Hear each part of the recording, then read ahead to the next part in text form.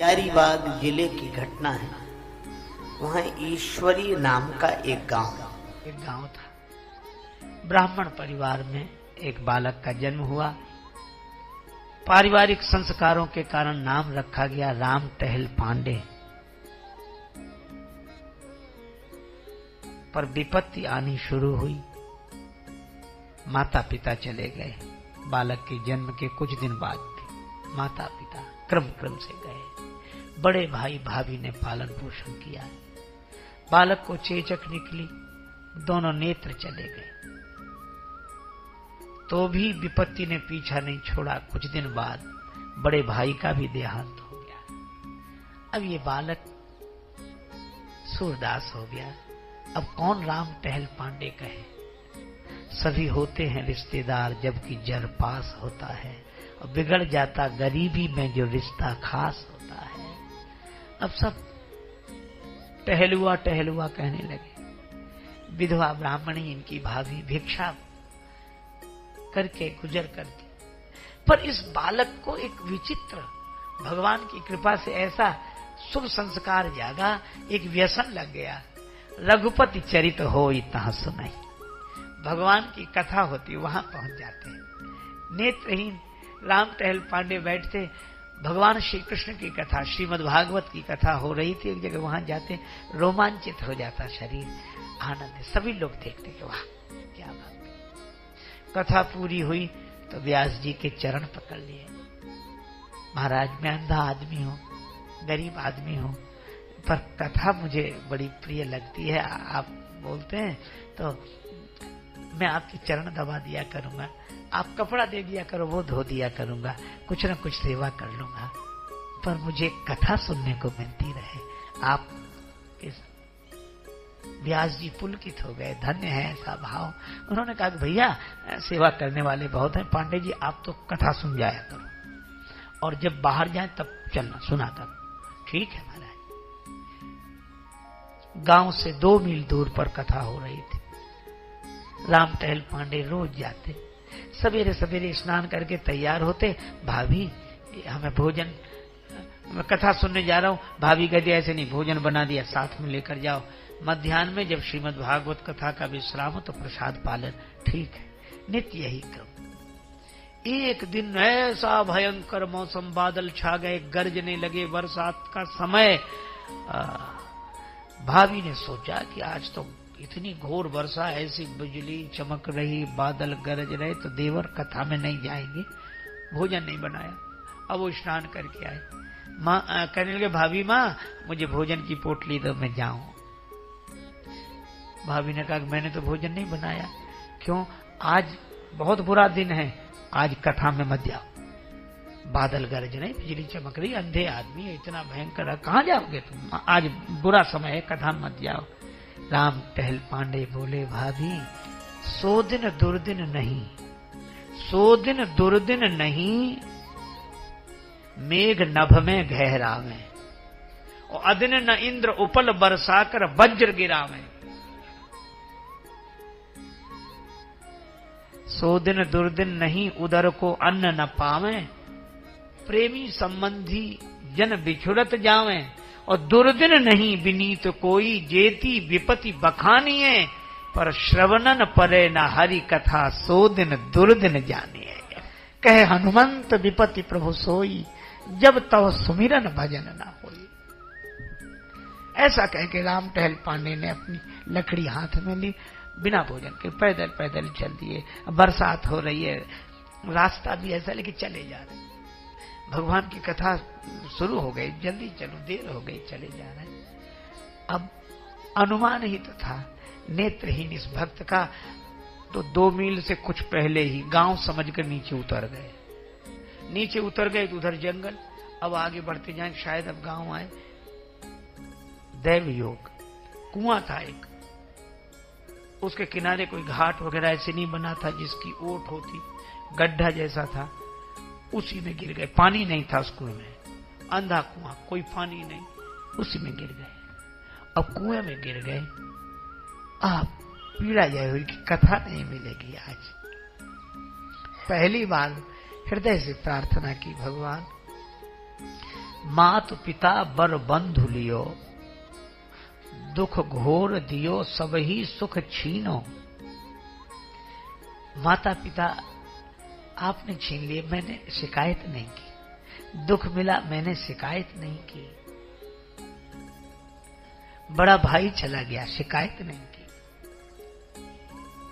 एक बात और, ताहू पे तोष न देव तुम्हें, जग में अंधरों अखियां न सौंकी। नेत्रहीन बना दिया तो भी शिकायत नहीं की। और आज भी कह रहा हूं, जावे चले सुख भोग सवे, बर कूप में डार भले ही मोहि दीनो। आपने कुएं में भी गिरा दिया, इसकी भी शिकायत नहीं। फिर एक ही प्रार्थना है, क्या? दुख विनीत यही दृगहीन सो, छीन कथा को वृथा दिन लीनो। इस दृगहीन से, इस अंधे से कथा का दिन तुम्हें छीन। प्रार्थना प्रभु श्री हरि स्वीकार करते हैं, खुदा मंजूर करता है सदा जब दिल से होती है। मगर मुश्किल तो ये है, बात ये मुश्किल से होती है। प्रेम ते प्रकट हो ही मैं जाना। भगवान प्रकट हुए और बोले, अरे रामटहल पांडे यहां कहां गिर गए? भैया तुम कौन हो? भगवान बोले, मैं कथा में से ही आ रहा हूं। तो शुरू हो गई होगी, इतना समय निकल गया। नहीं, आज व्यास जी का कुछ स्वास्थ्य खराब है, कथा देर से शुरू होगी, मैं वहीं से आ रहा हूं। तो कहां जा रहे भैया? मैं श्रोताओं को बुलाने जा रहा हूं। और प्रेरक रघुवंश विभूषण दे यही मारक जा, अति हरि कृपा जाहि। तो भैया 2-4 लोगों को बुला लो, रस्सी ले आओ, हमें कुएं से बाहर निकाल लो। भगवान बोले, कुआं है ही नहीं है, गड्ढा है, हाथ पकड़ लो मेरा, मैं तुम्हें बाहर निकाल लूं। तो भैया इस कुएं से पार हाथ पकड़ के निकाल लोगे? भगवान मन ही मन बोले, अरे भक्त या कूप हित निवल न मोह विचार। अरे भक्त या कूप हित निवल न मोह विचार, और केते जन भवकूप से मैंने लिए उबार। भवकूप से, ये तो कूप है, मेरा हाथ पकड़ लो। भगवान ने हाथ डाला। रामटहल पांडे हंसने लगे, कहने लगे, प्रभु भैया तुम जो भी हो, लेकिन मजबूरी यह है, मुझसे कह रहे हो कि मैं हाथ पकड़ लूं, तो मुझे तो दिखाई नहीं देता कि तुम्हारा हाथ कहाँ है। मुझे तो दिखाई नहीं देता कि तुम्हारा हाथ कहाँ है, लेकिन तुम्हें तो दिखाई देता होगा कि हमारा हाथ कहाँ है। मुझे नहीं दिखाई देता कि तुम्हारा हाथ कहाँ है, पर तुम्हें दिखाई देता कि हमारा हाथ, तुम ही पकड़ लो। भगवान ने हाथ पकड़ा, बाहर निकाल लिया। जाओ कथा सुनने। अच्छा सुनो, एक काम करना, मैं ये पुष्प दे रहा हूं, पुष्पांजलि चढ़ा देना भगवान को। अच्छा कथा में पुष्पांजलि चढ़ा? हाँ। तो मैं अंधा आदमी रोज कहां से पुष्प लाऊंगा? भगवान बोले, चिंता मत करो, रोज मिलेंगे। तुम माला झोली में जब हाथ डालोगे कथा के समय पुष्प मिलेंगे। सोचा कि ये कह रहे कोई ना कोई दे देगा। गए, अब ये गए, कई जगह चोट लगी थी, रक्त बह रहा था। उधर का दृश्य और विचित्र। पांडे जी तो पहुंचे नहीं, व्यास जी किसी तरह अस्वस्थ थे, तो तैयार होकर, विलंब तो हुआ पर व्यास पीठ पर आकर बैठे। इतने में सबने देखा कि रामटहल पांडे की भाभी आई, भोजन की पोटली लेकर, और यह कहा कि आज देवर बिना भोजन लिए आ गए। वो कथा में रोज आते हैं, तो मैं बात में आई हूँ, ये उनको भोजन दे देना। अभी नहीं पहुंचे तो जब पहुंचे तो भोजन करा देना। और ऐसा कह के प्रणाम किया और एक पान चढ़ा दिया। पान, फूल फल तो पान ही चढ़ा दिया। व्यास जी ने वह पान देखा, उसको प्रसाद समझ के ग्रहण किया। अस्वस्थता दूर हो गई, स्वस्थ हो गए, कथा हो गई, बड़ा आनंद। जब तक रामटहल पांडे आए, अरे आओ आओ आओ रामटहल पांडे, कहाँ रह गए थे तुम्हारे लिए कथा? भैया मैं गड्ढे में गिर गया था, किसी उदार आदमी ने हाथ पकड़ के निकाला। लोगों ने कहा वहां तो कुआं है, गड्ढा कहाँ? वो भी हो, बहुत मधुर वाणी थी, बड़ी उदारता से वो अकेले ही थे। उन्होंने कहा किसी की जरूरत नहीं, मैं अकेला काफी हूँ तुम्हें उद्धार पार करने के लिए। लोग हृदय में भाव से भर गए। कथा में विशेष आनंद आया। रामटहल पांडे ने पहले भोजन किया, सबने कहा कथा बाद पहले भोजन करो। एक एक ग्रास पर उनके शरीर के लगे घाव ठीक होने लगे, वो ठीक होने लगे और बड़ा आनंद हुआ। आज किसी विशेष मस्ती में ही रामटहल पांडे हाथ में थाली और वो कटोरा लेकर लौटे। घर में प्रवेश करते ही बोले, भाभी माँ, आज तुम न जाती तो मुझे भोजन न मिलता, लेकिन मुझे क्षमा करो, मैं नाराज होकर चला गया, तुमसे भी कुछ अपशब्द कह दिया, अब क्षमा करो। भाभी बोली, मैं तो कहीं गई नहीं, मैं तो यही हूं, तुम भोजन लेकर नहीं गई, ये बर्तन कहां से? बोले, मैं नहीं जानती।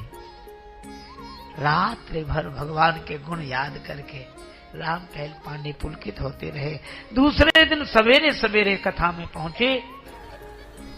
दूसरे दिन राम टहल पांडे गए, व्यास जी बैठे थे। जब पूरा प्रसंग सुनाया, व्यास जी ने भगवान को हाथ जोड़कर कहा कि धन्य है आप, आरत की आरती निवार वे को नाथ आप, विपत विदार वे को बाह बढ़ावत हो।